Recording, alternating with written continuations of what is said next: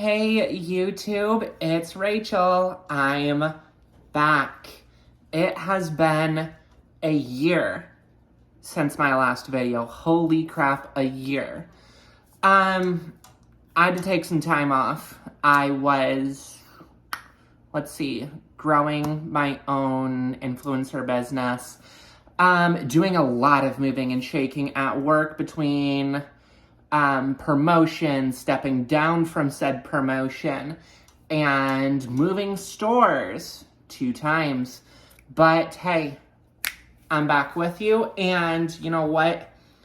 It's my commitment to y'all, 1 video minimum a week on things that I've learned in being out as transgender for, 3.5 years now? 3 years. 3.25, we'll say that. But anyway, so today's video is about things I wish I knew when I came out. Again, this has been a little over 3 years ago, so we're going into the time vault here, but just things that I wish I had known when I did come out. First and foremost, the big thing I'll say is when you come out, or when you start that transition, better phrasing, when you start that transition, have a plan for how you're gonna come out. To family, to friends, have a plan for how you're gonna come out. Example being, this is something I did not do. This is honestly one of the only regrets in my transition, was that I didn't have a plan for this. And honestly, it was because I was afraid how people would react, how people would handle me. An example of this, my best friend found out that I was transitioning. I was still presenting as male, and she had found out that I was transitioning because she had found my medication in my dresser.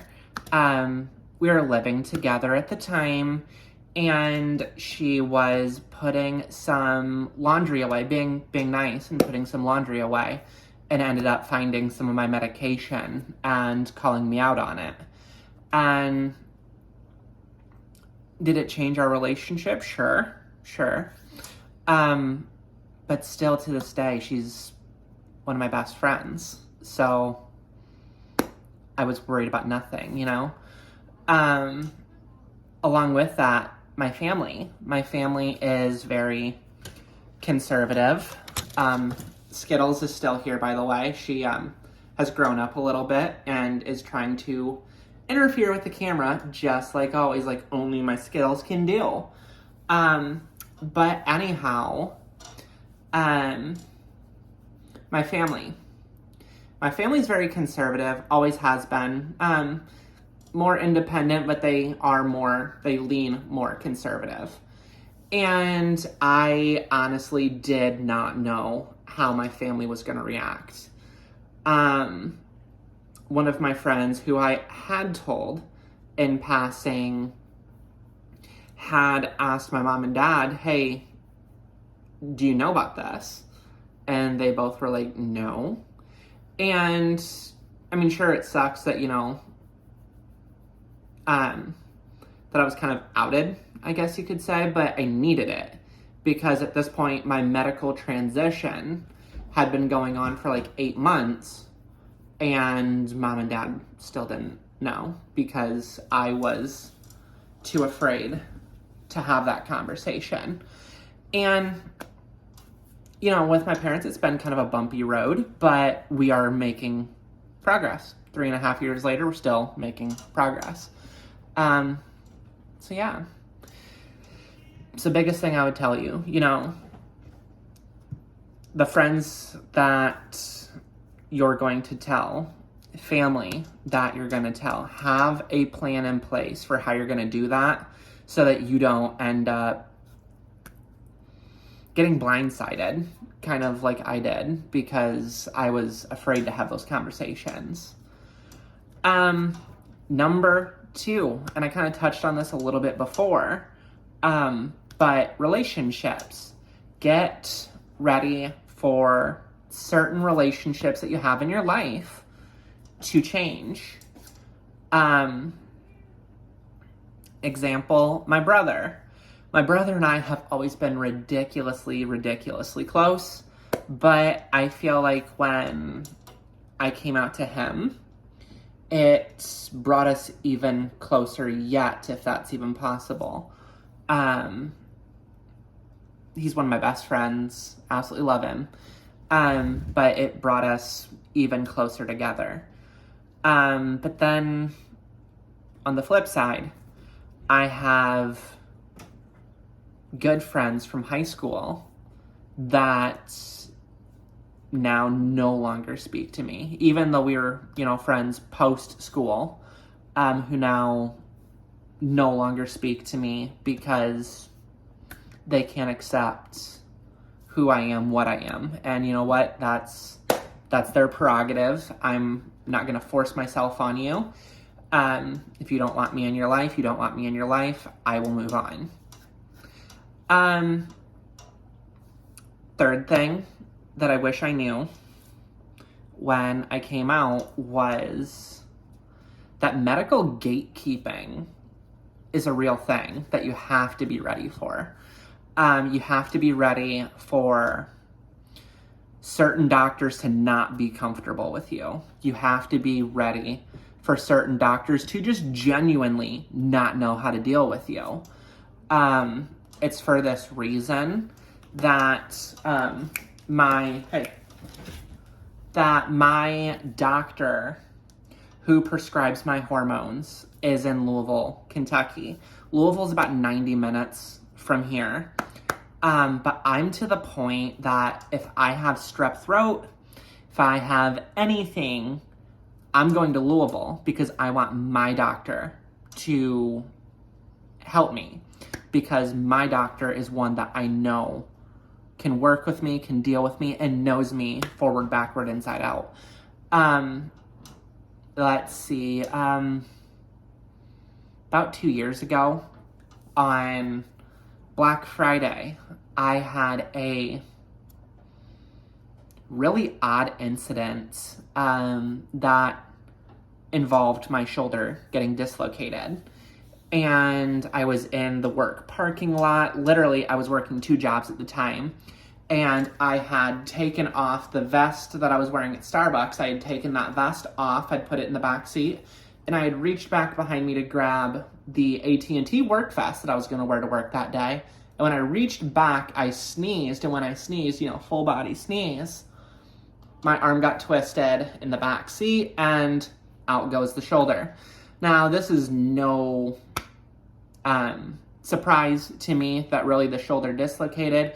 I've done it on a couple different occasions. It got weakened a few years ago by a horseback riding accident.